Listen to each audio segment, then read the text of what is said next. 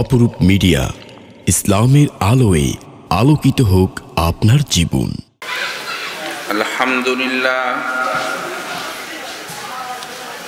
আলহামদুলিল্লাহ নাহমাদুহু ওয়া নাস্তাঈনুহু ওয়া নাস্তাগফিরুহু ওয়া নু'মিনু বিহি ওয়া নাতাওয়াক্কালু আলাইহি ওয়া নাউযু বিল্লাহি মিন শুরুরি আনফুসিনা ওয়া মিন সাইয়্যাতি আ'মালিনা মান ইয়াহদিহিল্লাহু ফালা মুদিল্লা লাহু ওয়া মান ইউদ্লিলহু ফালা হাদিয়া লাহু ونشهد أن لا إله إلا الله وحده لا شريك له ونشهد أن سيدنا ونبينا وشفيعنا وسندنا وحبيبنا ومولانا محمدا عبده ورسوله وصلى الله تعالى على خير خلقه محمد وعلى آله وأصحابه أجمعين أما بعد فأعوذ بالله من الشيطان الرجيم بسم الله الرحمن الرحيم والسابقون الأولون من المهاجرين والأنصار والذين اتبعوهم بإحسان رضي الله عنهم ورضوا عنه وقد قال رسول الله صلى الله عليه وسلم الصحابي كالنجوم بأيهم اقتديتم واهتديتم سبحان ربك رب العزة عما يصفون وسلام على المرسلين والحمد لله رب العالمين اللهم صل على سيدنا محمد وعلى آل سيدنا محمد وبارك وسلم اللهم صل على سيدنا محمد وعلى آل سيدنا محمد وبارك وسلم اللهم صل على سيدنا محمد وعلى آل سيدنا محمد وبارك وسلم وہ نبیوں میں رحمت لقب پانے والے وہ نبیوں میں رحمت لقب پانے والے مرادیں غریبوں کی برلانے والے مصیبت میں غیروں کے کام آنے والے وہ اپنے پرائے کا غم کھانے والے فقیروں کا ملجا ضعیفوں کا ماوا یتیموں کا والی غلاموں کا مولا خطا کار سے درگزر کرنے والے بداندیش کے دل میں گھر کرنے والے مفاسد کو زیر و زبر کرنے والے قبائل کو شیر و شکر کرنے والے اتر کر حرا سے سوئے قوم آئے اور ایک نسخہ کیمیا ساتھ لائے مسے خام کو جس نے کندن بنایا کھرا اور کھوٹا الگ کر دکھایا رہا ڈر نہ بیڑے کو موجے بلا کا ادھر سے ادھر پھر گیا رخ ہوا کا وہ بجلی کا کڑکا تھا یا صوت ہادی عرب کی زمین جس نے ساری ہلا دی معدد حاضرین کرام علماء اعظام اور اسٹیج پر رونق افروز انتہائی گرامی مرتبت معزز سامعین اور حضرات حاضرین السلام علیکم ورحمۃ اللہ وبرکاتہ۔ وعلیکم السلام ورحمۃ آج کا یہ عظیم الشان محفل شان صحابہ، اس میں ہم سب اپنے آپ کو شریک کر کے ہم اپنی شان اور عزت بڑھا رہے ہیں۔ صحابہ کرام رضوان اللہ تعالی علیہم اجمعین کی شان ہمارے جلسے جلوس سے نہیں بڑھا کرتی، اللہ تبارک و تعالی نے صحابہ کی شان بہت بلند فرما دی ہے۔ اللہ تبارک و تعالی کی شان کی بلندی کے اعلان کے بعد کسی بلندی کی ضرورت نہیں ہے۔ ہم اپنی شان اس طرح کی محفل میں شریک ہو کر کے اپنی شان اللہ کی نظر میں بلند و بالا کرنا چاہتے ہیں۔ محترم حضرات، یہ آج کا یہ عظیم الشان محفل یقین مانیے یہ اللہ تبارک و تعالیٰ کا محض عطیہ ہے، اللہ کا فضل ہے۔ صحابہ کرام رضوان اللہ تعالی علیہم اجمعین کی خوبیاں اور صحابہ کرام کے اوصاف کو بیان کرنا اس حوالے سے کہ اللہ تعالی ہمیں بھی ان خوبیوں کے ساتھ متصف فرما دے، ہم سب کے لیے ضروری بھی ہے اور اس میں شرکت کرنا ہم سب کے لیے لازم ہے۔ اللہ تعالی ہم سب کو صحابہ کرام کے اوصاف کے ساتھ متصف کرنے کی توفیق مرحمت فرمائے۔ میں اس کے منتظمین کو، اس محفل کے منتظمین کو مبارکباد بھی دیتا ہوں اور مجھے اس میں شرکت کا موقع عطا فرمایا، میں ان کا شکر گزار ہوں۔ جناب مولانا شمیم صاحب اور ان کے نوجوان رفقا نے جتنی محنت کی ہے وہ سب کے سب قابل مبارکباد ہیں۔ الغرض میرے بھائی، اللہ کے رسول صلی اللہ علیہ وسلم کے صحابہ، آپ علیہ السلام نے اپنے صحابہ کو ان تمام اوصاف کے ساتھ متصف فرما دیا تھا جو صحابہ کرام کے اندر آپ صلی اللہ علیہ وسلم کی خوبیاں تھی، وہ ساری کی ساری صحابہ کرام میں منتقل ہو گئی تھی۔ ایک ایک صحابی اللہ کے رسول کی صفت کو اپنے اندر اتارنے کے لیے جتن کرتے تھے، کوششیں کرتے تھے، جد و جہد کرتے تھے اور اپنے لیے اس صفت کو اتارنے میں سعادت محسوس کرتے تھے اور اس کے خلاف کرنے کو اپنی ہلاکت تصور کرتے تھے۔ اس وجہ سے اللہ تبارک و تعالی نے تمام صحابہ کرام کے حوالے سے، چاہے وہ پہلے کے ہوں یا بعد کے ہوں، مہاجرین ہوں یا انصار ہوں، سب کے سلسلے میں اللہ تبارک و تعالی نے اپنی رضا کا قرآن کریم کے اندر اعلان کر دیا ہے۔ اس وجہ سے صحابہ کرام کے سلسلے میں اللہ تبارک و تعالیٰ کے اپنی رضا کے اعلان کے بعد کوئی گنجائش باقی نہیں رہتی کہ ہم صحابہ کرام کے سلسلے میں انگلی اٹھائیں یا کسی قسم کی زبان درازی کریں۔ وہ زبان اللہ تبارک تعالیٰ کے نزدیک کٹ جائے گی۔ جو زبان صحابہ کرام کے متعلق اٹھے گی ان کی گستاخیوں پر مبنی اگر ان کی زبان سے بول نکلتے ہیں، اللہ تعالیٰ اس زبان کو شل کر دے گا، اللہ اس ہاتھ کو کاٹ لے گا۔ اس ہاتھ سے صحابہ کرام کی شان میں گستاخی کی جائے گی۔ اللہ تبارک و تعالیٰ نے صحابہ کرام کے بہت بلند و بالا اوصاف بیان فرمائے ہیں۔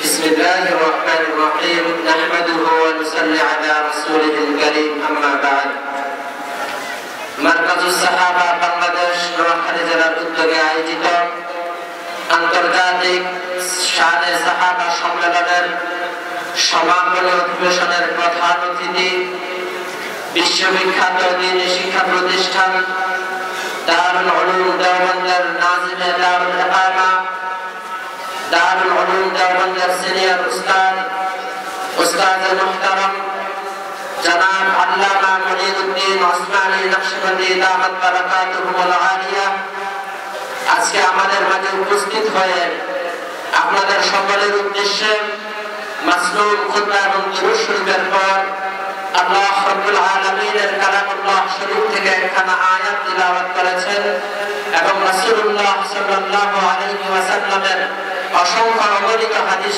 সমূহ থেকে একটি হাদিস পাঠ করেছেন।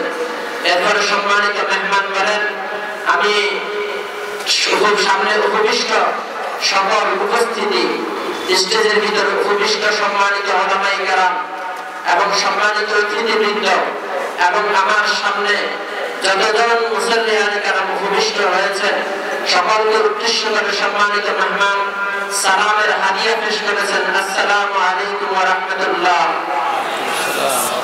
এরপর সম্মানিত মেহমান বলেন, আমি সর্বপ্রথম আল্লাহ তাআলার শুকরিয়া আদায় করি, এরপরে এই শানে সাহাবা সম্মেলনের আয়োজকদের শুকরিয়া আদায় করি যে যারা সাহাবায়ে কেরামের শানের উপর এই বিশাল আয়োজন করেছে। মাওলানা মুফতি শামীম আল-আরকাম সাহেব দামাত বারাকাতুহুল আলিয়া তিনি মোবারকবাদ পাওয়ার যোগ্য এবং তার নওজোয়ান সাথীরা যারা অত্যন্ত কষ্ট ক্লাস করে এই প্রোগ্রামের আয়োজন করেছেন তাদের শুকরিয়া আদায় করছি এবং আমি আরো ধন্যবাদ জানাচ্ছি যে তারা আমাকে এই প্রোগ্রামে দাওয়াত দিয়েছেন এবং আপনাদের সাথে সাক্ষাতের সুযোগ করে দিয়েছেন। সম্মানিত মেহমান বলেন, আমি আপনাদের সামনে পবিত্র কালামুল্লাহ শরীফের যে আয়াতে কারীম সাহাবায়ে কেরাম রাদিয়াল্লাহু তাআলা আলাইহিম আজমাইন আল্লাহ রাব্বুল আলামিনের পছন্দনীয় বান্দা, আল্লাহ রাব্বুল আলামিন সাহাবায়ে কেরামকে পছন্দ করেছেন। রাসূলুল্লাহ সাল্লাল্লাহু আলাইহি ওয়াসাল্লাম সাহাবায়ে কেরামকে ওই সকল গুণাগুণের সাথে সংশ্লিষ্ট করেছেন, তাদের মধ্যে ওই সকল গুণকে ভরে দিয়েছেন যে সমস্ত গুণের কারণে আমরা রাসূলুল্লাহ সাল্লাল্লাহু আলাইহি ওয়াসাল্লামের সকল সাহাবী আল্লাহ তাআলার পছন্দনীয় হয়ে গেছেন। সাহাবায়ে কেরাম পূর্বের হোক অথবা পরের হোক, মুহাজির হোক চাই আনসার হোক, সকল সাহাবী আল্লাহ তাআলার পছন্দনীয় সাহাবী, আল্লাহ তাআলার মাহবুব এবং রাসূল সাল্লাল্লাহু আলাইহি ওয়াসাল্লামের মাহবুব এবং প্রিয়। সাহাবায়ে কেরামের কোন একজন সাহাবী রাসূল সাল্লাল্লাহু আলাইহি ওয়াসাল্লামের কোন বিরোধিতা করা, সুন্নাতের কোন মুখালিফত করা তারা কখনো বরদাস্ত করতে পারে না। তারা নিজেদের জান দিতে পারবে, নিজেদের মাল দিতে বিসর্জন দিতে পারে, সর্বস্ব ত্যাগ করতে পারবে, তারপর নিজের জানের বিনিময় হলেও আল্লাহর হাবিব সাল্লাল্লাহু আলাইহি ওয়াসাল্লামের কোন সুন্নাতের, কোন আহকামের, কোন হুকুমের বিরোধিতা সাহাবায়ে কেরাম করতে পারেন না। সেজন্য সাহাবায়ে কেরামের পরে কোন মানুষ, কোন জামাত, কোন দল যদি সাহাবায়ে কেরামের উপর বিদ্বেষের আঙ্গুর প্রদর্শন করে, সাহাবায়ে কেরামের সাথে যদি বিদ্বেষ পোষণ করে, তাদের কটূক্তি করে, তাদের দোষ চর্চা করে, তাহলে তাদের ওই জবান শূন্য হয়ে যাবে, বিচ্ছিন্ন হয়ে যাবে, তাদের ওই জবান আল্লাহ তাআলার লানত হবে। যারা সাহাবায়ে কেরামের দিকে আঙ্গুল তুলবে, যারা সাহাবায়ে কেরামের দোষ চর্চা করবে, তারা আল্লাহ তাআলার গজবের শিকার হবে, আল্লাহ তাআলার অপছন্দনীয় হবে, তাদের হাত কেটে যাবে, তারা মাকসুম হবে, জমিনের ভিতরে অভিশপ্ত হবে যারা সাহাবায়ে কেরামের দোষ চর্চা করবে। কারণ সাহাবায়ে কেরামের গুণগান কীর্তন করেছেন মহান আল্লাহ রাব্বুল আলামিন স্বয়ং নিজে সাহাবায়ে কেরামের উপর সন্তুষ্ট হয়েছেন।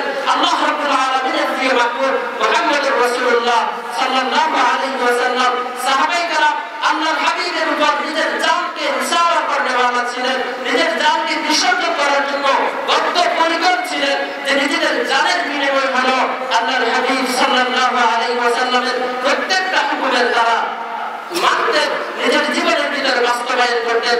এজন্য আমাদের জন্য কখনোই উচিত হবে না যে সাহাবায়ে কেরামের আমাদের অন্তরের মধ্যে সাহাবায়ে কেরামের ব্যাপারে কোনো প্রকারের সংশয়, কোনো প্রকারের বিদ্বেষ, কোনো প্রকারের সাহাবায়ে কেরাম সম্পর্কে আমাদের অন্তরের ভিতরে গ্লানি থাকা কোনো মুসলমানের জন্য এটা উচিত হবে না। আমাদের উচিত সাহাবায়ে কেরামের সাথে ভালোবাসার সম্পর্ক তৈরি করা। हज़रात सहाबाए किराम रिदवानुल्लाह ताला अलैहिम अजमईन अल्लाह के रसूल सल्लल्लाहु अलैहि वसल्लम के अक़वाल, अफ़आल, अहवाल, किरदार के कामिल पैरोकार थे। जनाब रसूलुल्लाह सल्लल्लाहु अलैहि वसल्लम ने जो फरमा दिया वह हर्फ आखिर था। अल्लाह के रसूल के इरशाद के खिलाफ, अल्लाह के रसूल के फरमान के खिलाफ सहाबाए किराम का अमल तो दूर की बात है, ان کے ذہن میں اس کے خلاف بات آ ہی نہیں سکتی تھی۔ صحابہ کرام رضوان اللہ تعالی علیہم اجمعین اللہ کے رسول کے فرمانے کے بعد، اللہ کے رسول کے عمل کے بعد اسی پر عمل میں جم جاتے تھے، اس کے خلاف عمل کا تصور بھی نہیں کر سکتے تھے۔ آپ کو معلوم ہوگا، میں آپ کو بتاتا ہوں، آپ صلی اللہ علیہ وسلم کے زمانے کے بعد حضرت ابو بکر صدیق رضی اللہ تعالیٰ عنہ کا دور آتا ہے۔ یہ خلیفۃ المسلمین اول ہیں۔ حضرت ابو بکر صدیق رضی اللہ تعالیٰ عنہ کے زمانے میں ایک جنگ ہوتی ہے، جنگ یمامہ۔ مسیلمہ کذاب جس نے نبوت کا دعویٰ کیا تھا، صحابہ کرام رضوان اللہ تعالیٰ علیہ اجمعین اس شخص کے خلاف اٹھ کھڑے ہوئے تھے، اور حضرت ابو بکر رضی اللہ تعالیٰ عنہ نے اپنے صحابہ کے ساتھ مسیلمہ ابن کذاب سے جنگ کی تھی۔ اس جنگ کے اندر بہت بڑی جنگ ہوئی ہے۔ اس جنگ میں 1400 صحابہ کرام حفاظ کرام شہید ہوئے تھے۔ 1400 حفاظ کرام صحابہ کرام کے شہید ہو گئے۔ اس صورتحال کے بعد جنگ میں مسلمانوں کو کامیابی ملی۔ اس کے بعد حضرت عمر رضی اللہ تعالی عنہ بے انتہا فکر مند ہو جاتے ہیں کہ اگر اسلام میں ایسی چند جنگیں ہو گئیں تو حفاظ کرام ہمارے پاس سے رخصت ہو جائیں گے۔ قرآن کریم اس وقت تک جمع نہیں تھا جیسا آج قرآن کریم ہمارے پاس دو دفتیوں کے درمیان یکجا ہے، ابھی تک ایسا نہیں تھا۔ قرآن کریم کی کوئی سورت چھال پر لکھی ہوئی تھی، کوئی سورت درخت کے پتے پر لکھی ہوئی تھی، کوئی آیت ہڈی پر لکھی ہوئی تھی، کوئی آیت کاغذ پر۔ اس طرح قرآن کریم منتشر اوراق کے اندر موجود تھا، یکجا قرآن کریم نہیں تھا۔ حضرت سیدنا عمر فاروق رضی اللہ تعالیٰ عنہ کے ذہن میں یہ بات آتی ہے کہ اگر اس طرح حفاظ شہید ہو گئے، قرآن کریم کا نسخہ ہمارے پاس نہیں ہے تو کیا ہوگا؟ قرآن کریم ہمارے پاس سے ضائع ہو جائے گا، اور اللہ کی اس کتاب کے اندر اسی طرح سے اختلاف شروع ہو جائے گا جس طرح سے پہلی کتابوں کے اندر اختلاف ہوا تھا۔ اس لیے قبل اس کے یہ صورتحال پیش آئے، قرآن کریم کو یکجا کر دینا چاہیے۔ اس فکر کو لے کر خلیفۃ المسلمین کے پاس وہ حاضر ہوتے ہیں اور ابو بکر رضی اللہ تعالی عنہ سے درخواست کرتے ہیں، خلیفۃ المسلمین جنگ کی صورتحال آپ کے سامنے ہے، اگر ایسی چند جنگیں ہو گئیں ہمارے پاس سے حفاظ دنیا سے چلے جائیں گے، اور اللہ کی کتاب خدا نہ کرے اللہ کتاب اختلاف کا شکار ہو جائے، اس لیے اس کو جمع قرآن یعنی قرآن کریم کو یکجا کر دیا جائے، ایک جگہ قرآن کریم کو محفوظ کر دیا جائے جیسا آج ہمارے پاس قرآن کریم موجود ہے۔ میرے بھائیوں، نواکھالی کے لوگوں، غور سے سنو، حضرت ابو بکر رضی اللہ تعالیٰ عنہ خلیفۃ المسلمین ہیں، کیا فرماتے ہیں؟ وہ کہتے ہیں عمر تیری بات ٹالنے کے قابل نہیں ہوتی، تیرا حکم اپنے سر آنکھوں پر لازم کرنے کے لائق ہوتا ہے، مگر عمر میں اس کام کو کیسے کر سکتا ہوں جس کام کو میرے محبوب صلی اللہ علیہ وسلم نے نہیں کیا؟ میں اس کام کو نہیں کر سکتا جس کام کو میرے محبوب نے نہیں کیا۔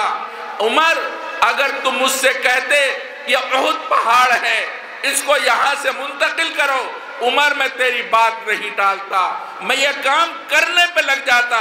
کر سکتا یا نہیں کر سکتا وہ تو اللہ کو معلوم ہے، لیکن تیری بات کو نہیں ٹالتا، مگر عمر میں اس کام کو کیسے کر سکتا ہوں جس کام کو میرے محبوب صلی اللہ علیہ وسلم نے نہیں کیا، اس کام کو میں کبھی نہیں کر سکتا جس کام کو میرے محبوب نے نہیں کیا۔ صحابہ کرام اللہ کے رسول کی سنت کے ایسے پیروکار ہیں کہ اس کام کو نہیں کر سکتا جس کام کو اللہ کے رسول نے نہیں کیا۔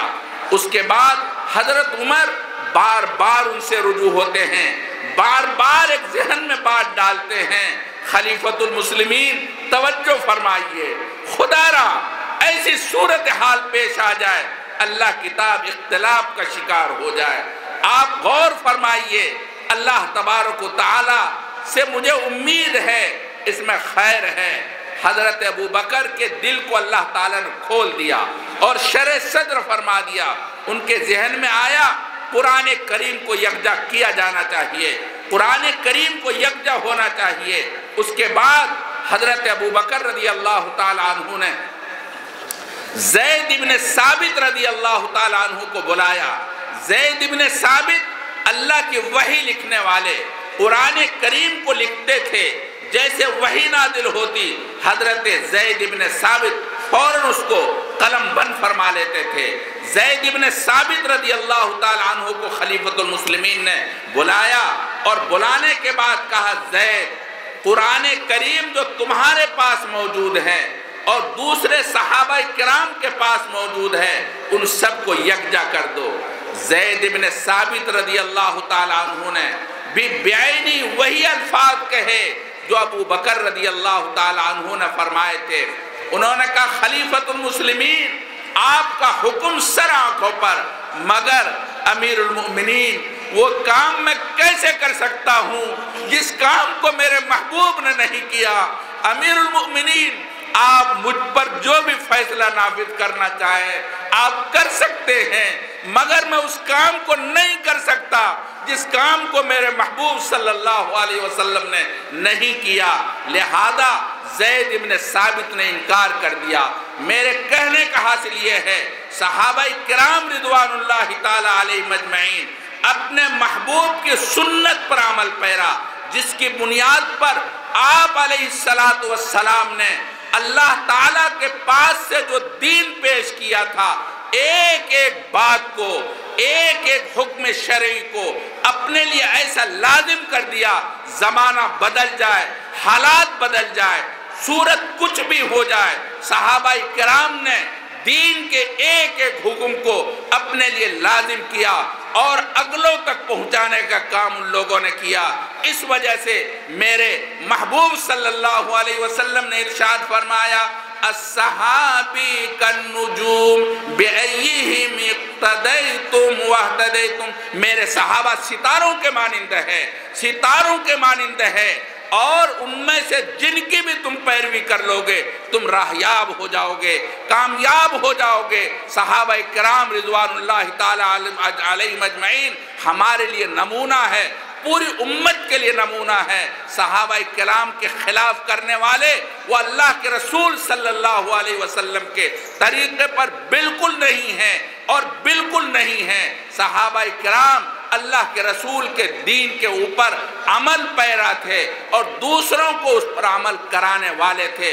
इसलिए मेरे महबूब ने फरमाया, मेरे सहाबा सितारों के मानिंद है, इनमें से जिनकी भी तुम इक्तिदा कर लोगे कामयाब हो जाओगे। सम्मानित मेहमान मेरे साहबाए किराम রাদিয়াল্লাহু তাআলা আলাইহিম আজমাইন আল্লাহর হাবিব সাল্লাল্লাহু আলাইহি ওয়াসাল্লামের প্রত্যেকটা কাজের অনুকরণ করতেন। নিজের জীবনের বিনিময়ে আল্লাহর হাবিব সাল্লাল্লাহু আলাইহি ওয়াসাল্লামের কোনো কাজকে বাদ দেওয়া তারা কখনোই বরদাস্ত করতে পারতেন না।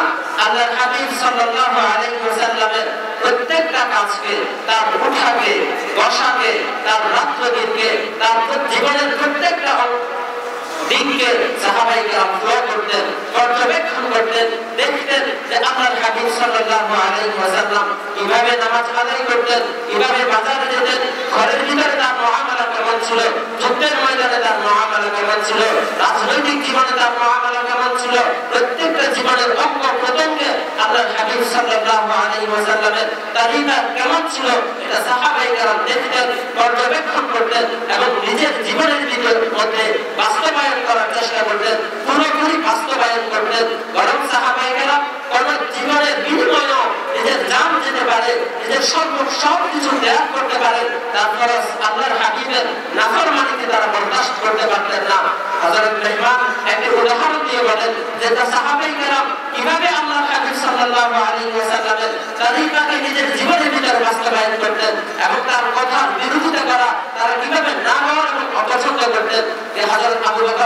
আল্লাহর হাবিব সাল্লাল্লাহু আলাইহি ওয়াসাল্লামের দুনিয়া থেকে বিদায় নেওয়ার পরে হযরত আবু বকর সিদ্দিক রাদিয়াল্লাহু তাআলা আনহু আমিরুল মুমিনিন নির্বাচন হলেন, পুরা জাহানের খলিফা নির্বাচিত হলেন।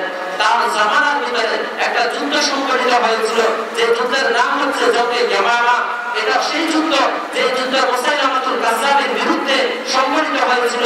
মুসাইলামাতুল কাজ্জাব নিজেকে নবী দাবি করেছিল, সে কাফের ছিল, গুমরা ছিল, যার কারণে সাহাবায়ে কেরাম রাদিয়াল্লাহু তাআলা আলাইহিম আজমাইন তার বিরুদ্ধে যুদ্ধ পরিচালনা করেছে।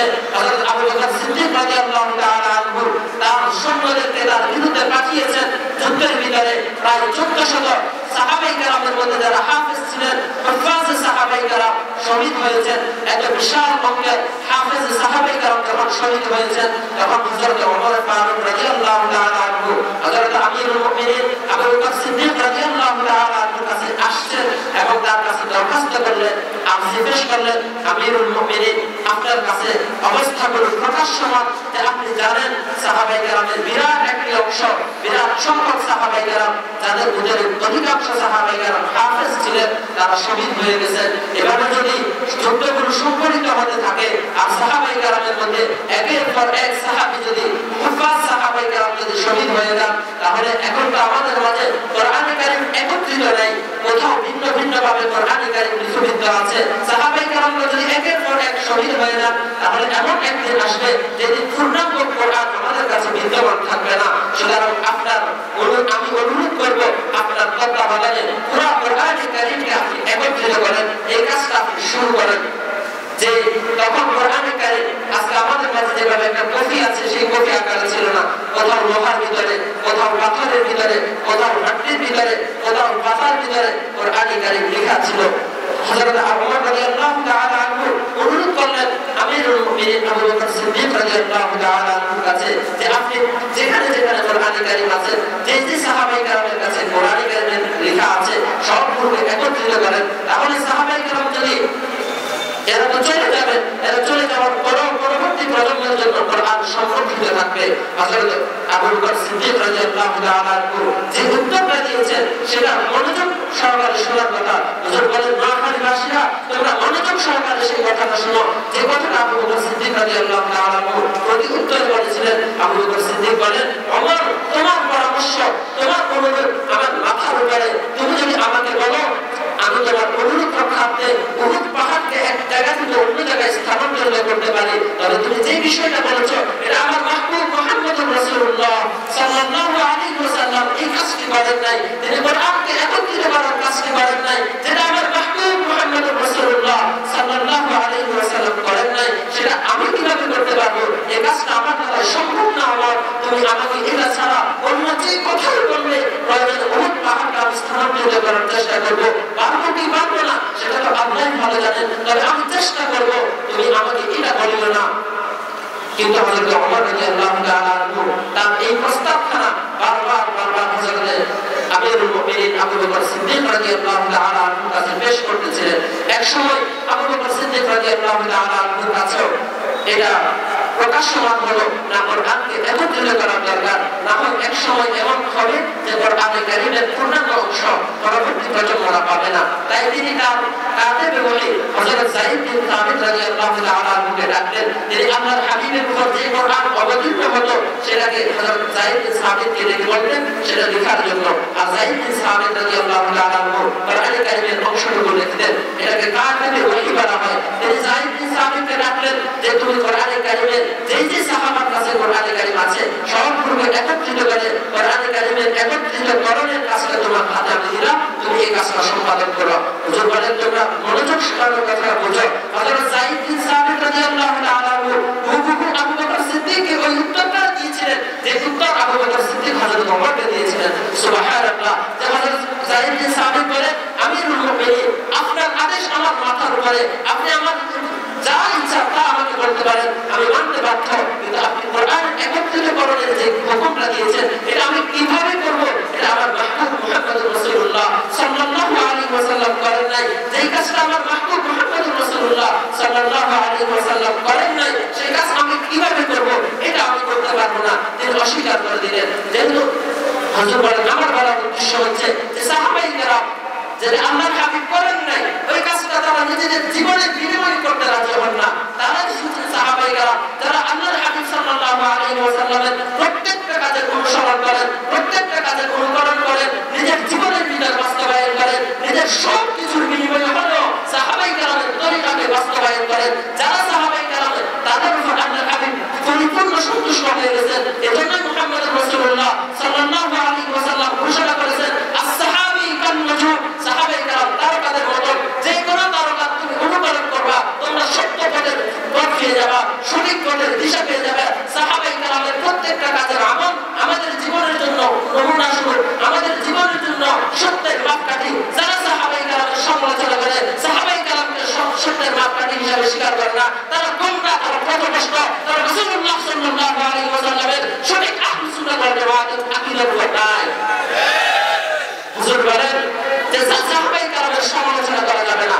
সাহাবায়ে কেরামের সমালোচনা করলে আমরা দিন হারিয়ে ফেলবো, দিন থেকে দূরে সরে যাবো। সেজন্য সাহাবায়ে কেরামের সমালোচনা করা যাবে না। সাহাবায়ে কেরাম তো হলেন তারকার মতো।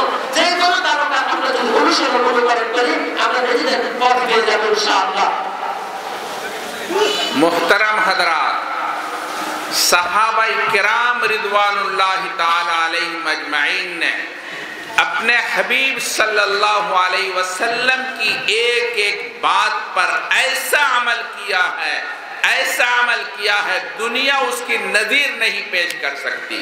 सहाबाए किराम रिदवानुल्लाहि ताला अलैहिम अजमईन, हमारा तो कोई ताल्लुक नहीं है। सहाबाए किराम के औसाफ अजीब व गरीब हैं। एक मर्तबा मेरे महबूब सल्लल्लाहु अलैहि वसल्लम ने मस्जिद नबवी में नमाज इशा के बाद एक ऐलान किया है। अब गौर से सुनिए, ऐलान ये किया, एक फकीर एक भूखा इंसान है, मेरा मेहमान है, कौन मेरे मेहमान की ज़ियाफत करेगा? ऐलान फरमाते हैं मेरे हबीब सल्लल्लाहु अलैहि वसल्लम, कौन मेरे मेहमान की ज़ियाफत करेगा? हजरत अबू तलहा अंसारी रज़ी अल्लाह ताला अन्हु उठ खड़े होते हैं और कहते या रसूल अल्लाह मैं करूंगा, या रसूल अल्लाह मैं ज़ियाफत करूंगा। घर में क्या सूरत हाल है उन्हें पता नहीं है। अल्लाह के रसूल के मेहमान को अपने साथ घर ले जाते हैं। अपनी बीवी बेगम से वो कहते हैं मैं अल्लाह के रसूल के मेहमान को ले आया हूँ, इनको खाना खिलाना है। उनकी बेगम घर में कहती है, नवा खाली के लोगों गौर से सुनो, बेगम कहती है हमारे घर में खाने का सामान नहीं है, खाने के लिए कुछ नहीं है, थोड़ा सा आटा है जो हमारे बच्चों के लिए है, बच्चों के अलावा हमारे पास हमारे खाने, तुम्हारे खाने के लिए भी कोई सामान नहीं है। अबू तलहा अंसारी रज़ी अल्लाह ताला अन्हु, कहाँ लाओगे ऐसे लोगों को? सहाबाए किराम हजरत अबू तलहा अंसारी अजीब बात कहते हैं, कहते बेगम बच्चों को बहला करके फुसला करके सुला दो, रात का वक्त है बच्चे सो जाएंगे। मगर ये अल्लाह के रसूल का मेहमान कभी मिलने वाला नहीं है। अल्लाह का रसूल आज हमारे घर है, अल्लाह के रसूल के मेहमान हमारे घर आए हैं, ये मेहमान फिर कभी हाथ आने वाले नहीं हैं। बच्चे तो फिर खा लेंगे और बच्चे को हम फिर खिला देंगे, अल्लाह के रसूल के मेहमान को कहाँ से लाओगे? अल्लाह के रसूल का हुक्म है इनको खाना खिलाओ। खाना बहुत थोड़ा है, बीवी खाना रोटी पकाती हैं। अब खाने के वक्त इतना खाना है एक आदमी खा सकता है, दूसरे गुंजाइश नहीं है। मेहमान को दस्तरखान पर बिठाकर खुद ना खाएं, मेहमान को खिलाएं, अरबों के मिजाज के खिलाफ था। मेहमान खाना नहीं खाता, अगर मेजबान ना खाए वो समझता पता नहीं इसमें जहर डाला है, इसलिए खाना साथ खाना होता। अबू तलहा अंसारी रज़ी अल्लाह ताला अन्हु ने अजीब बात फरमाई। अबू तलहा अंसारी अपनी बेगम से कहते हैं जब खाना दस्तरखान पर लगा देना, हम जब खाने के करीब हो जाएं तो तुम चिराग दुरुस्त करने के बहाने चिराग को बुझा देना। اس کے بعد کھانا ہم بھی ہاتھ پلیٹ میں لے جائیں گے اور منہ تک لائیں گے تاکہ مہمان یہ سمجھے میں کھانا کھا رہا ہوں، مگر میں گریز کروں گا، کھانا صرف مہمان کھائیں گے۔ چنانچہ ایسے ابو طلحہ انصاری رضی اللہ تعالی عنہ نے اللہ کے رسول کے حکم کے مطابق مہمان کو کھانا کھلایا ہے۔ اللہ تعالیٰ نے ان کے حق میں قرآن کریم کی آیت نازل فرمائی ہے۔ قرآن کہتا ہے وَالَّذِينَ يُؤْثِرُونَ عَلَىٰ أَنفُسِهِمْ وَلَوْ كَانَ بِهِمْ خَصَاصَةٌ، یہ ایسے لوگ ہیں جو اپنی جان پر دوسروں کو ترجیح دیتے ہیں، خود فاقے سے ہوتے ہیں، فاقہ مست ہوتے ہیں اور دوسروں کو کھانا کھلاتے ہیں۔ کون ہے ہم میں سے اپنے آپ کو بھوکا رکھے، اپنے بچوں کو کھانا کھلائے؟ صحابہ کرام رضوان اللہ تعالی علیہم اجمعین کے یا اوصاف ہیں، ذرا غور کیجئے۔ ایک غامدیہ صحابیہ ہیں، آپ علیہ السلام ایک مرتبہ ارشاد فرماتے ہیں کہ جو لوگ شادی کرنے کے بعد زنا کا ارتکاب کرتے ہیں، اللہ تعالیٰ کا حکم ہے ان کو سنسار کر دیا جائے۔ یہ غامدیہ رضی اللہ تعالیٰ عنہ چند دنوں کے بعد اللہ کے رسول کی خدمت میں حاضر ہوتی ہیں اور کہتی ہیں یا رسول اللہ، مجھ سے زنا کا فعل سرزد ہو چکا ہے، آپ نے حکم فرمایا، آپ اللہ کا حکم میرے اوپر جاری کر دیجئے۔ اللہ کے رسول چہرہ پھیر لیتے ہیں۔ غامدیہ ادھر آ کے کہتی ہیں یا رسول اللہ، مجھ سے زنا کا فعل سرزد ہو گیا ہے، میرے اوپر آپ اللہ کا حکم جاری کر دیجئے۔ اللہ کے رسول پھر چہرہ پھیر لیتے ہیں۔ 4 مرتبہ وہ غامدیہ اقرار کرتی ہیں مجھ سے اللہ کے رسول زنا کا فعل سرزد ہو گیا ہے۔ 4 مرتبے کے اقرار کے بعد محبوب صلی اللہ علیہ وسلم شفقت بھرے انداز میں کہتے ہیں غامدیہ، تم نے بوسہ لے لیا ہوگا، اس نے تمہارا بوسہ لے لیا ہوگا، زنا کا فعل سرزد نہیں ہوا ہوگا۔ وہ غامدیہ کہتے نہیں یا رسول اللہ، میرے پیٹ میں زنا سے بچہ پل رہا ہے، مجھ سے زنا کا فعل سرزد ہو گیا ہے، آپ میرے اوپر اللہ کا حکم جاری فرما دیجئے۔ جب غامدیہ نے یہ بات کہی، اللہ کے رسول نے فرمایا پھر تو اللہ کا حکم جاری نہیں کیا جا سکتا۔ وہ پیٹ کے اندر جو بچہ ہے وہ معصوم ہے، وہ گنہگار نہیں ہے، جب تک یہ بچہ تیرے جسم سے الگ نہیں ہوتا اس وقت تک اللہ کا حکم جاری نہیں کیا جا سکتا۔ غامدیہ اللہ کے رسول کا یہ حکم سن کے ذرہ برابر تذبذب میں نہیں، اللہ کا حکم ہوا فوراً وہ چلی گئی۔ تاریخ بتاتی ہے غامدیہ اس بے چینی کے ساتھ، کرب کے ساتھ، پریشانی کے ساتھ رات اور دن گزارتی ہیں، 8 مہینے کا عرصہ گزارتی ہیں، راتوں کو اللہ کے سامنے تڑپتی ہیں، روتی ہیں، اللہ سے فریاد کرتی ہیں یا اللہ قبل اس کے کہ میرے اوپر آپ کو حکم جاری ہو جائے، مجھے موت مت دینا، اللہ میں اس حال میں آپ سے نہیں ملنا چاہتی، آپ میرے اوپر غضبناک رہیں، اللہ آپ ناراض ہو جائیں، میں نہیں چاہتی۔ وہ صحابیہ رات اور دن تڑپ تڑپ کر کے گزارتی ہیں، نہ دن میں چین ہے نہ رات میں سکون ہے، پوری رات اس طرح سے اللہ کے سامنے فریاد کرتی ہیں۔ 8 مہینے کے عرصے میں جب بچے کو جنم دیتی ہیں، جنم دے کر دوڑتی ہوئی بچے کو لے کر اللہ کے رسول کے پاس آ جاتی ہیں اور کہتی یا رسول اللہ، میں نے اس بچے کو جنم دے دیا ہے، یہ بچہ مجھ سے الگ ہو چکا ہے، آپ میرے اوپر اللہ کا حکم جاری فرما دیجئے، کہیں ایسا نہ ہو قبل اس کے میری موت ہو جائے اور میرا پروردگار مجھ سے ناراض ہو جائے۔ اللہ کے رسول نے فرمایا غامدیہ، ابھی تیرے اوپر اللہ کا حکم جاری نہیں کیا جا سکتا، جب تک یہ بچہ خود اپنے پیروں پر کھڑا نہ ہو جائے، روزی نہ کھانے لگے، ابھی تو یہ بچہ تیرے دودھ کا محتاج ہے۔ غامدیہ پھر چلی جاتی ہے اور 2.5 سال تک اپنے بچے کو دودھ پلاتی ہیں۔ 2.5 سال کے بعد جب بچہ کھانے لگتا ہے، ہاتھ میں روٹی کا ٹکڑا دے کر اللہ کے رسول کے سامنے پیش کرتی ہیں یا رسول اللہ، अब ये बच्चा मुझसे बेनियाज हो चुका है, ये रोटी खाने लगा है, आप मेरे ऊपर अल्लाह का हुक्म जारी कर दीजिए। नवाखाली के लोगों, कहाँ लाओगे ऐसे लोगों को? अल्लाह के रसूल के हुक्म पर अपने आप को निछावर करने वाले, अपनी जान देने वाले, सब कुछ हो सकता है, मगर सहाबा किराम के सामने अल्लाह के रसूल का हुक्म को टाला नहीं जा सकता। उन्होंने अपनी जान को गंवाना गवारा किया, लेकिन अल्लाह के रसूल के हुक्म को कभी टालना गवारा न किया। ये सहाबा की शान है, इसलिए अल्लाह ताला ने फरमाया रदियल्लाहु अन्हुम व रदू अन्हु, अल्लाह से वो राजी हो गए, अल्लाह उनसे राजी हो गए, परवरदिगार राजी हैं सहाबा किराम से। कौन कहता है सहाबा किराम से गुस्ताखियां हुई हैं?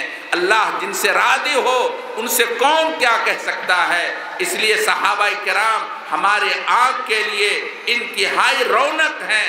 सहाबा किराम हमारी शान की बुलंदी के लिए बहुत फायक हैं। अल्लाह ताला इन सहाबा किराम की जिंदगियों को और उनकी शान को बुलंद बाला फरमाए। সম্মানিত উপস্থিতি, সাহাবায়ে কেরাম রাদিয়াল্লাহু তাআলা আলাইহিম আজমাইন তার রাসূল সাল্লাল্লাহু আলাইহি ওয়াসাল্লামের প্রত্যেকটা কথার উপর, প্রত্যেকটা কাজের উপর নিজের জীবনকে বিসর্জন দিতে দ্বিধাবোধ করতেন না।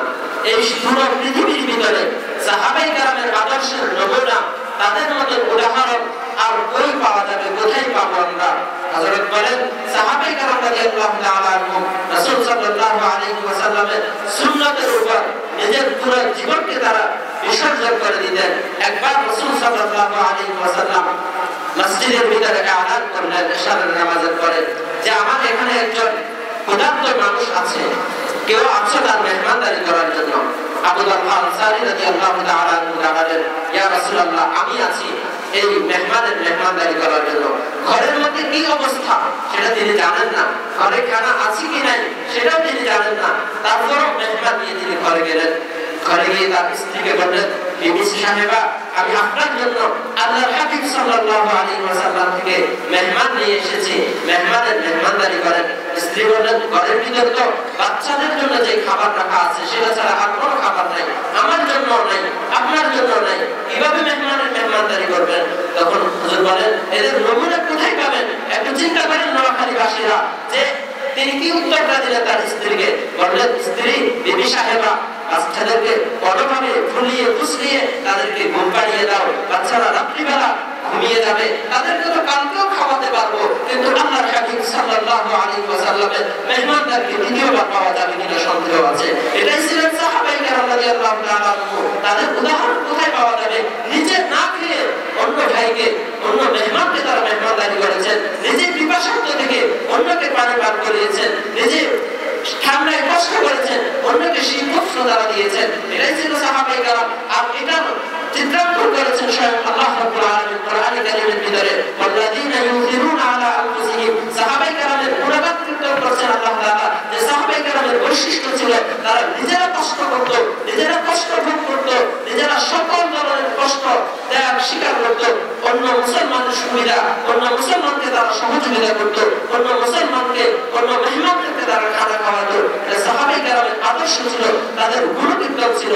তো আল্লাহর হাবিব সাল্লাল্লাহু আলাইহি ওয়াসাল্লামের ওই সাহাবী আবু তালহা আনসারী রাদিয়াল্লাহু তাআলা আনহু স্ত্রীকে বলতেছেন, বাচ্চাদেরকে ঘুমিয়ে দাও, তাদেরকে ঘুম পাড়িয়ে দাও, আর যা আছে সেটা মেহমানের সামনে পেশ করো।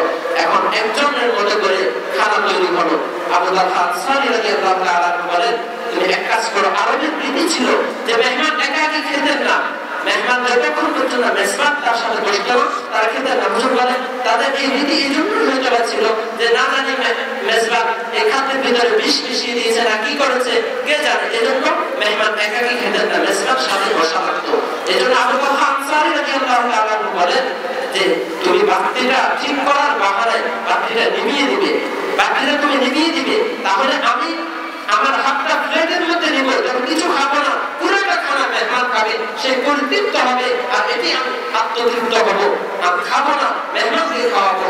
দেখেন সাহাবায়ে কেরাম রাদিয়াল্লাহু তাআলা আনহুম আজমাইন কিভাবে আল্লাহর হাবিব সাল্লাল্লাহু আলাইহি ওয়াসাল্লামের একটা এলান, যে আমার একজন মেহমান ক্ষুধার্ত, তাকে কে খানা খাওয়াবে, তার একটা এলানের উপর কিভাবে আমল করেছেন, নিজের বাচ্চাদেরকে কষ্ট করেছেন, ক্ষুধার্ত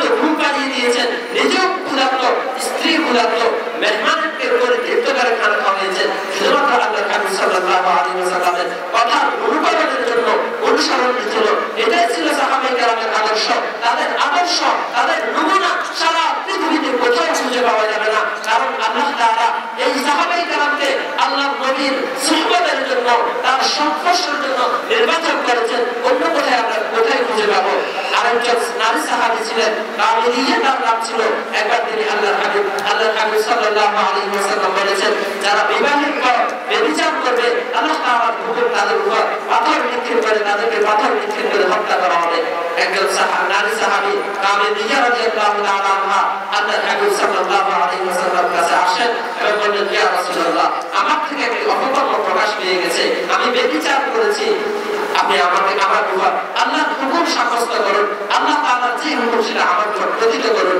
আল্লাহর হাবিব সাল্লাল্লাহু আলাইহি ওয়াসাল্লাম চেহারা ফিরিয়ে নেন, তিনি সিঁড়ি দিয়ে আবার বলেন যে আমি অপরাধ করে ফেলেছি, আপনি আমার উপর শাস্তি প্রয়োগ করুন। আল্লাহর হাবিব অন্যদিকে ভোট নিয়ে নেন, তিনি সেখানে গিয়ে আবার বলেন, এভাবে আল্লাহর হাবিব আবার অন্যদিকে ভোট নিয়ে নেন, তিনি আবার বলেন, এভাবে চারবার বলার পরে যখন স্বীকৃতি হয়ে গেল, যা একরার করা গেল, তখন আল্লাহর হাবিব সাল্লাল্লাহু আলাইহি ওয়াসাল্লাম বললেন, না না, তুমি ব্যভিচার করো নাই, অপকর্ম করো নাই, হয়তো তোমরা একে অপরকে জড়িয়ে ধরেছো, চুমুক দিয়েছো, সেই তোমাকে চুমুক দিয়েছো, ব্যভিচার হয় নাই, অপকর্ম হয় নাই। তখন ওই নারী সাহাবী রাদিয়াল্লাহু তাআলা বলেন, ইয়া রাসূলুল্লাহ, আমার পেটের ভিতরে অপকর্মের কারণে, ব্যভিচারের কারণে বাচ্চা আছে, তারপরেও কি আপনি বিশ্বাস করবেন না?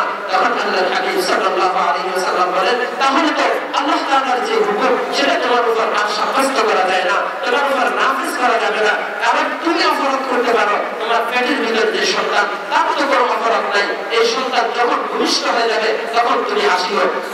কিছুদিন পরে 8 মাস পর ওই নারী সাহাবী কোলের ভিতর সন্তান নিয়ে আল্লাহর হাবিব সাল্লাল্লাহু আলাইহি ওয়াসাল্লামের দরবারে উপস্থিত হয়ে চোখের পানি ছেড়ে দিয়ে বলেন, ইয়া রাসূলুল্লাহ, এখন বাচ্চা আমার থেকে পৃথক হয়ে গেছে, এখন তো আমার উপর আল্লাহ তাআলার হুকুম আপনি নাফিজ করতে পারেন, সাব্যস্ত করতে পারেন। আল্লাহর হাবিব বলেন, না, এখনো সাব্যস্ত করা যাবে না, তো এইটা দুগ্ধ শিশু, তাকে দুধ পান করানোর প্রয়োজন আছে, তোমাকে যদি আল্লাহর হুকুম সাব্যস্ত করে হত্যা করা হয়, এই শিশু বাচ্চাটিকে কে দুধ পান করাবে? সুতরাং তুমি তাকে দুধ পান করাও। এই শিশু বাচ্চাটি যতদিন না সেই নিজে কোনো খাদ্যের উপর অভ্যস্ত হয়ে যায়, অন্য খাদ্য খেতে শিখে ততদিন পর্যন্ত তুমি আসবে না। এরপর এই সাহাবী কোনো প্রকার নিজের ভিতরে কোনো গ্লানি নেই, কোনো আফসোস নেই যে আমাকে হত্যা করা হবে, এই ব্যাপারে তার কোনো পরোয়া নাই, সে আবার চলে গেছে। বরঞ্চ সে তার রাত দিন বেচাইনের সাথে, তলবের সাথে সে একেবারে বেচাইন হয়ে গেছে যে কিভাবে তার উপর আল্লাহ তাআলার হুকুম সাব্যস্ত হবে। যখন বাচ্চাটা 2 বছর, 2.5 বছর পূর্ণ হয়ে গেছে, বাচ্চা যখন খেতে শিখলো, মায়ের দুধের যখন আপনার প্রয়োজন নেই, তখন তার হাতে রুটি ধরিয়ে দিয়ে ওই নারী সাহাবী সন্তান সহ আল্লাহর হাবিবের কাছে পেশ করেন, ইয়া রাসূলুল্লাহ, দেখেন আমার সন্তান এখন রুটি খেতে শিখেছে, তার এখন আমার আর প্রয়োজন নাই। আল্লাহর হাবিব সাল্লাল্লাহু আলাইহি ওয়াসাল্লাম বলেন, ঠিক আছে, তাহলে এখন সন্তানকে নিয়ে যাও, আর তোমার উপর আল্লাহ তাআলার হুকুম সাব্যস্ত করা হবে। এটাই ছিলেন সাহাবায়ে কেরামের নমুনা। তারা আল্লাহর হাবিবের একটি কথার উপর আমল করার জন্য নিজের জীবনকে বিসর্জন দিয়েছেন, জাতকে বিসর্জন দিয়েছেন, প্রাণকে বিসর্জন দিয়েছেন, সর্বস্ব ত্যাগ করেছেন। আল্লাহর হাবিব সাল্লাল্লাহু আলাইহি ওয়াসাল্লামের সাহাবায়ে কেরামের এটাই ছিল নমুনা, যে আল্লাহর হাবিবের কথার উপর আমল করতে গিয়ে, তার হুকুমের উপর আমল করতে গিয়ে, সুন্নাতের উপর আমল করতে গিয়ে প্রাণ পর্যন্ত বিসর্জন দিয়েছেন। কে বলে সাহাবায়ে কেরাম থেকে ত্রুটি বিচ্ছুত হয়েছে, সাহাবায়ে কেরাম অপরাধী? যারা বলে তারা কোনদিন আহলে সুন্নাহ ওয়াল জামাতের অধিকারী হতে পারে না। সাহাবায়ে কেরাম অপরাধ করেন নাই। আল্লাহ রাব্বুল আলামিন স্বয়ং বলতেছেন, রাদিয়াল্লাহু তাআলা আনহু, আল্লাহ তাআলা তাদের উপর রাজি হয়ে গেছেন, তারাও আল্লাহর উপর সন্তুষ্ট হয়ে গেছেন। যাদের উপর আল্লাহ সন্তুষ্টির সার্টিফিকেট দিয়েছেন, তাদের দোষ যারা চর্চা করবে, তাদের সাথে যারা বিদ্বেষ পোষণ করবে, তারা কখনো সঠিক পথের উপর থাকতে পারে না। हज़रात, सहाबाए किराम रिदवानुल्लाह ताला अलैहिम अजमाइन की ये पहली खुसूसियत है, तमाम अपने हबीब की बातों पर अमल करना। दूसरी खुसूसियत सहाबाए किराम की ये है कि सहाबाए किराम ऐसे तमाम लोगों को अपना दुश्मन समझते थे जो अल्लाह और अल्लाह के रसूल का दुश्मन हो। चाहे कोई भी शख्स हो, सहाबाए किराम उनको अपना कभी दोस्त नहीं समझते जो अल्लाह और अल्लाह के रसूल का दुश्मन हो। चुनांचे सहाबाए किराम रिदवानुल्लाह ताला अलैहिम अजमाइन की खूबसूरत तारीख है। हजरत खुज़ैमा इब्न साबित रदी अल्लाह ताला अन्हु ने अल्लाह और अल्लाह के रसूल की मुखालफत करने की वजह से अपने अब्बा जान को, अपने वालिद मुहतरम को कत्ल कर दिया।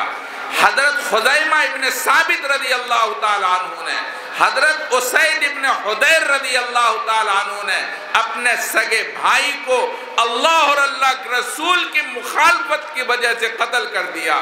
حضرت ابو بکر صدیق رضی اللہ تعالیٰ عنہ نے اپنے بیٹے عبد الرحمن بن ابو بکر سے کہا تھا کہ عبد الرحمن جنگ بدر میں کاش تم میرے نشانے پر نہیں آئے ورنہ میں تمہیں زندہ نہیں چھوڑتا۔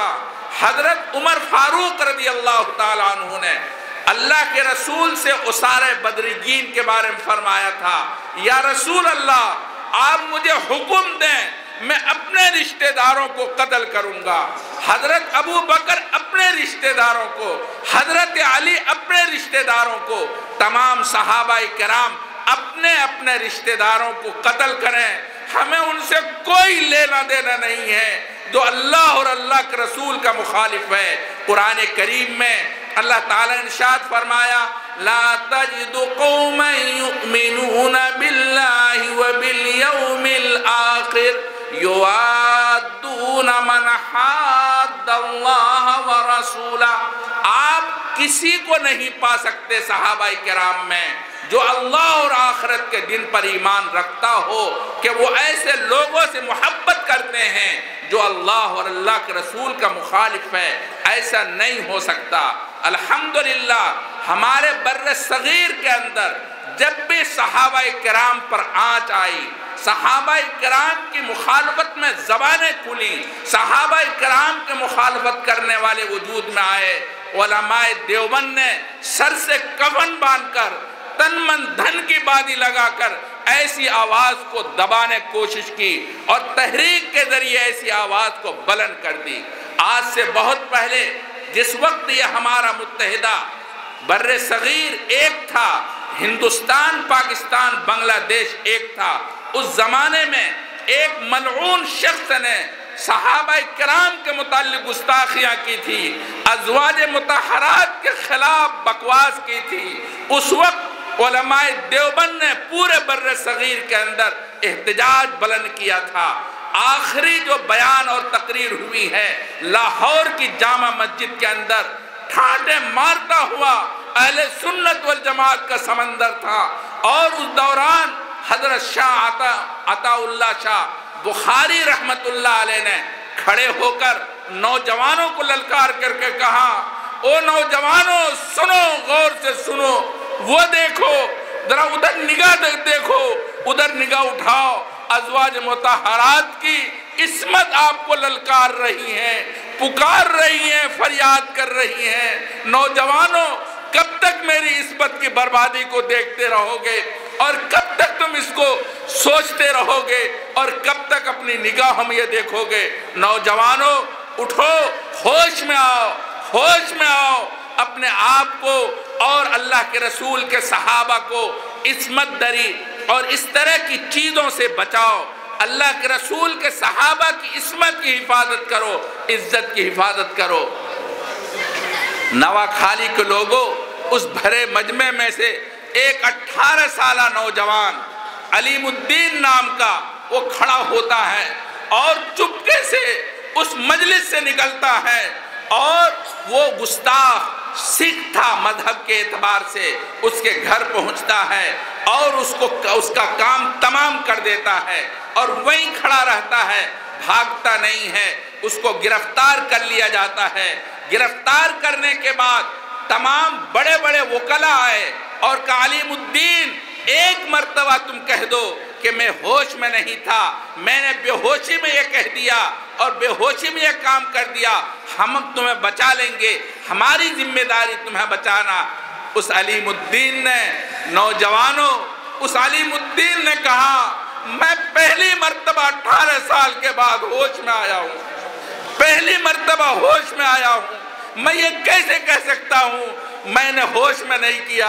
میں کہتا ہوں میں نے ہوش میں کیا ہے، میں نے ہوش میں پورے طور پر ہوش و حواس کے ساتھ میں نے یہ کام کیا ہے، اور میں نے اپنے ایمان کو بچایا ہے، ازواج مطہرات کی عزت کی حفاظت کی ہے، اور میں ہوش میں آ کر کے میں نے یہ کام کیا ہے۔ آپ کا قانون جو فیصلہ کرے فیصلہ سنا دیجئے اور میں اس فیصلے قبول کرنے کے لیے تیار ہوں۔ अदालत ने फांसी की सजा सुना दी। उस वक्त की अदालत ने फांसी की सजा सुनाई और वहां पर फांसी की तारीख का ऐलान हो गया, फांसी की सूरत का ऐलान हो गया। जब फांसी की तारीख का वक्त आया, उस दिन पूरा मजमा भरा हुआ था, तमाम हर किस्म के लोग मौजूद थे। उससे पहले वालिदैन अपने बच्चे से मिलने के लिए जेल में गए, देखा वो बच्चा खुश हो रहा है, वो हंस रहा है, वालिदैन रो रहे हैं, पूरा मजमा रो रहा है, अलीमुद्दीन खुश हो रहा है। उसके एक दोस्त ने कहा, अलीमुद्दीन ये तुम क्या कर रहे हो, जरा अपनी माँ को देखो वो कैसे रो रही है, उधर वालिद को देखो कैसे रो रहे हैं, तुम हंस रहे हो, ये हंसने का वक्त है। उस पर अलीमुद्दीन ने कहा कि बस एक राज है जिसको मैं खोलना नहीं चाहता। उसके दोस्त ने कहा, अरे अल्लाह के बंदे बता तो दो, सब परेशान हैं। उस पर उन्होंने कहा, आज रात जनाब रसूलुल्लाह सल्लल्लाहु अलैहि वसल्लम की ज़ियारत हुई। अल्लाह के रसूल ने फरमाया कि अलीमुद्दीन आ जाओ, मैं तुम्हारा इंतजार कर रहा हूँ, तुम्हारे साथ में शाम को इंशाअल्लाह इफ्तार करूँगा, आ जाओ।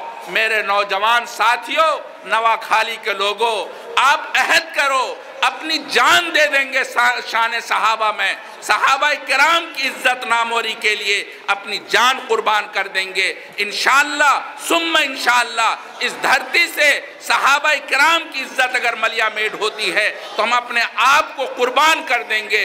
और यहाँ से आप ये पैगाम छोड़ करके जाएं कि हम सब बिल्कुल ईमानदार हैं और जज्बाती ईमान रखते हैं।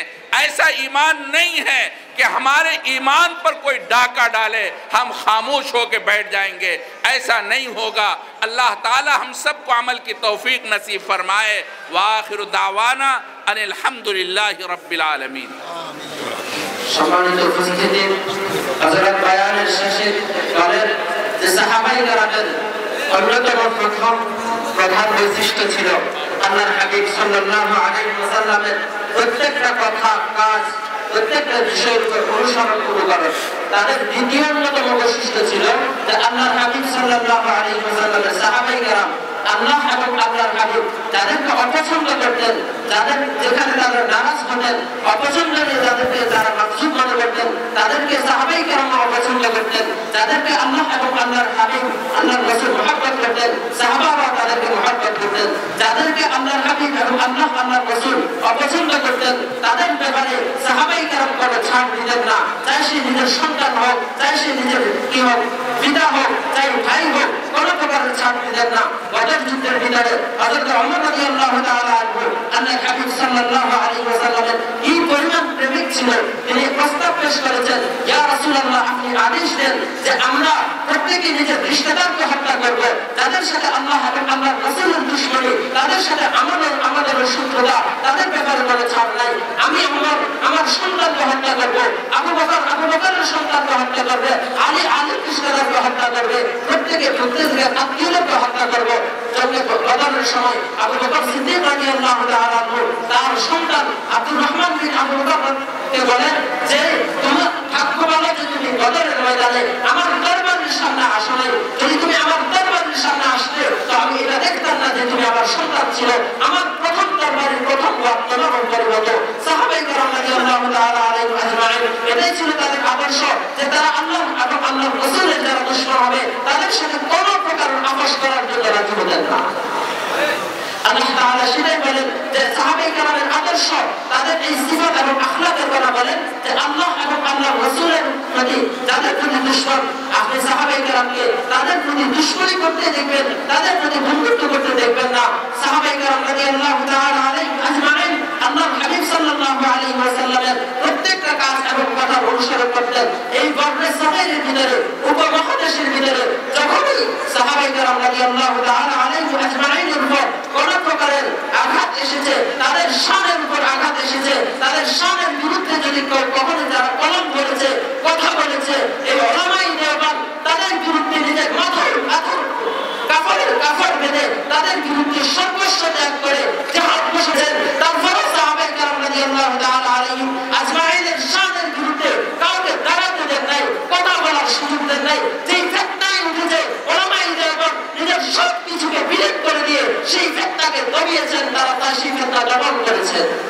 হযরত বলেন নোয়াখালীবাসীরা তোমরা ভালো করে কথাটা শোনো যে এই উপমহাদেশের ভিতরে একবার যখন ভারত পাকিস্তান বাংলাদেশ অভিন্ন ছিল এই মহাভারতের মধ্যে একবার এক গোস্তাখ সাহাবে کرام রাদিয়াল্লাহু তাআলা আলাইহিম আজমাইনের উপর তাদের দামনকে নিয়ে টানাটানি করেছিল, তাদের বিরুদ্ধে কটূক্তি করেছিল, উম্মাহাতুল মুমিনিনদের ব্যাপারে সে অশালীনভাবে লেখালেখি করেছিল। যখন পুরো ভারতের ভিতরে উলামায়ে কেরাম মুসলমানরা আন্দোলনে নেমেছিল, রাজপথে নেমে এসেছিল, লাহোরের ভিতরে বড় সমাবেশ হয়েছে, সেখানে হাজার হাজার মানুষ উপস্থিত হয়েছে। আতাউল্লাহ শাহ বুখারী রাহমাতুল্লাহ আলাইহি সেখানে দাঁড়ালেন এবং তিনি পরজোশ এবং মানুষকে রঞ্জন করে মানুষের হৃদয়ে আঘাতকারী এক বক্তব্য দিলেন। তিনি যুবকদেরকে লক্ষ্য করে বললেন, যুবকরা তোমরা তাকিয়ে দেখো, উম্মাহাতুল মুমিনিনরা তোমাদের দিকে তাকিয়ে আছে। যে যুবক তুমি বেঁচে থাকতে তোমার শরীরের ভিতরে রক্তের আদান প্রদান চলাচল করার সময় তোমার হিন্দুস্তানের ভিতরে আমাদের দাবির উপর বিচার প্রচার করা হয়, আমাদের দাবিকে নিয়ে টানাটানি করা হয়, আমাদের ইজ্জতের উপর কালিমা লেখন করা হয়। কেমন যুবক তোমরা কিভাবে বেঁচে আছো? এখন পর্যন্ত উম্মাহাতুল মুমিনিন রাদিয়াল্লাহু তাআলা আলাইহিম আনহুদের উপর এখন পর্যন্ত মানুষ কটূক্তি করে, তাদের ব্যাপারে অশালীন ভাষা ব্যবহার করে। যখন এই তাকরীর তিনি করেছিলেন, এই ময়দান থেকে একজন যুবক 18 বছরের একজন যুবক দাঁড়ালেন, তার নাম ছিল আলিমউদ্দিন। সেই সংকল্প করল এই মুস্তাফে রাসূল, মুস্তাফে সাহাবা, মুস্তাফে উম্মাহাতুল মুমিনিনদের উচিত শিক্ষা করে ছাড়বেন। সেই একটা ছুরি নিজের কাপড়ের নিচে নিয়ে সেই মুস্তাফে রাসূল, মুস্তাফে সাহাবীকে তার জীবন লীলাকে সাঙ্গ করে দিলেন। তাকে পুলিশ গ্রেফতার করলো। গ্রেফতারের পরে তাকে সবাই শিখিয়ে দিচ্ছে যে না, তুমি এটা বলো না যে আমি এটা হুঁশের মধ্যে করেছি, বরং তুমি বলো যে আমি এটা আমার হুঁশ ছিল না, আমি না বুঝে বেহুশ অবস্থায় এই কাজটা করেছিলাম, আমার কোনো জ্ঞান ছিল না। তখন ওই আলিমউদ্দিন যে উত্তর দিয়েছিল যে আরে আমি 18 বছর পরে হুঁশ ফিরে পেয়েছি, এতদিন আমি বেহুশ ছিলাম, আজকে আমার হুঁশ এসেছে, আমি আজকে মিথ্যা বলতে পারবো না, আমি যে কাজটা করেছি সেটা অত্যন্ত বাহুশ এবং নিজের পুরো জ্ঞান এবং হুঁশ অবস্থায় করেছি, আমি মিথ্যা বলতে পারবো না, আমার ফাঁসি হলে ফাঁসির কাজটি চলতে রাজি আছি। তারপরে সাহাবায়ে কেরাম রাদিয়াল্লাহু তাআলা আলাইহিম আজমাইনের জীবন নিয়ে যারা কটূক্তি করবে তাদের ব্যাপারে কোনো ছাড় দেওয়া হবে না। যখন তার ফাঁসির রায় হয়ে গেল, তার ফাঁসির দিন ধার্য করা হলো, পুরো হিন্দুস্তানের মানুষ ব্যথিত ছিল, সবার চোখের ভিতরে পানি ছিল। তার মা বাবা তার সাথে সাক্ষাতের জন্য আসলো, তাদের চোখের ভিতরে পানি। সকল বড় একটা মাঠের ভিতরে তার ফাঁসির মঞ্চ তৈরি করা হয়েছে, পুরো মাঠের চারপাশে মানুষের ভিড় লেগে আছে, সবার চোখের ভিতরে পানি যে আলিমউদ্দিনকে আজকে ফাঁসির কাজটি ঝুলানো হবে। তার মা বাবা তার সাথে যখন সাক্ষাৎ করতে ক্রন্দনরত অবস্থায় চোখের পানি ছেড়ে দিয়ে যখন তার সাথে সাক্ষাৎ করতে গেলেন, তখন সে দেখতেছে আলিমউদ্দিন খুশি, তার চেহারার ভিতরে কোনো মলিনতার ছাপ নাই, ভয়ের কোনো ছাপ নাই। তখন মা বাবা বললেন, আর বেটা তোমার তো ফাঁসি হয়ে যাবে, আমরা সবাই পেরেশান, সবাই মর্মাহত, তোমাকে আনন্দিত করে দেখা যাচ্ছে। তখন আলিমউদ্দিন বলেন যে এটা একটা গোপন রহস্য, আমি এটা বলতে চাই না। তখন তার বন্ধু বলল, আরে এখন তো বলে দাও, সবাই পেরেশান, তুমি তো চলে যাচ্ছ, কোন কারণে তুমি আজকে আনন্দিত সেটা বলে দাও। তখন আলিমউদ্দিন বলে, আমি রাসূলুল্লাহ সাল্লাল্লাহু আলাইহি ওয়াসাল্লামকে স্বপ্নে দেখেছি যে আল্লাহর হাবিব সাল্লাল্লাহু আলাইহি ওয়াসাল্লাম আমাকে বলে, আলিমউদ্দিন আমি তোমার জন্য অপেক্ষা করতেছি, আসো আজকে তোমার সাথে একসাথে ইফতার করব। যার কারণে আমি পূর্ণ হুঁশের সাথে আনন্দ চিত্তে ফাঁসির কাজটিকে বরণ করে নিচ্ছি, আমার মনের ভিতরে কোনো দুঃখ নেই। হুজুর বলেন এটাই ছিল সাহাবায়ে কেরাম রাদিয়াল্লাহু তাআলা আলাইহিম আজমাইন, যারা সত্যের মাপকাঠি, যাদের পুরোটা জমির পুরো সবকিছু আমাদের জন্য অনুকরণের বস্তু। সুতরাং কোনোভাবেই সাহাবায়ে কেরাম রাদিয়াল্লাহু তাআলা আলাইহিম আজমাইনের বিরোধিতা, সমালোচনা, তাদের বিদ্বেষ পোষণ করা যাবে না। হুজুর বলেন আমরা নোয়াখালীবাসীরা এখান থেকে একটা সংকল্প করা উচিত, একটা আওয়াজ পৌঁছিয়ে দেওয়া উচিত যে আমরা মুসলমান, আমাদের হৃদয়ের অন্তর ঈমান ধারে গড়া, কেউ আমাদের অন্তর থেকে ঈমানকে বিচ্ছিন্ন করতে পারবে না। আমরা বেঁচে থাকতে, আমাদের হৃদয়ের ভিতরে জান থাকতে, শরীরের ভিতরে রক্তের চলন প্রচলন থাকতে কোনো বাপের বেটার এই ক্ষমতা নেই যে তারা সাহাবায়ে কেরাম নিয়ে কটূক্তি করবে, সাহাবায়ে কেরামের সমালোচনা করবে, আল্লাহর রাসূলের শান নিয়ে কথা বলবে, আল্লাহর রাসূলের শান নিয়ে তারা সমালোচনা করবে। খুববে নবুয়তের ব্যাপারে আমরা কাউকে ছাড় দিতে চাই না, নিজের জান দিব, প্রাণ দিব, সব কিছু বিসর্জন দিব। তারপর দ্বীনের বিষয়ে, সাহাবায়ে কেরামের বিষয়ে, আল্লাহর রাসূলের বিষয়ে কাউকে ছাড় দেওয়া হবে না। ইনশাআল্লাহ আল্লাহ রাব্বুল আলামিন আমাদেরকে কথাগুলোর উপর আমল করার তৌফিক দান করুন।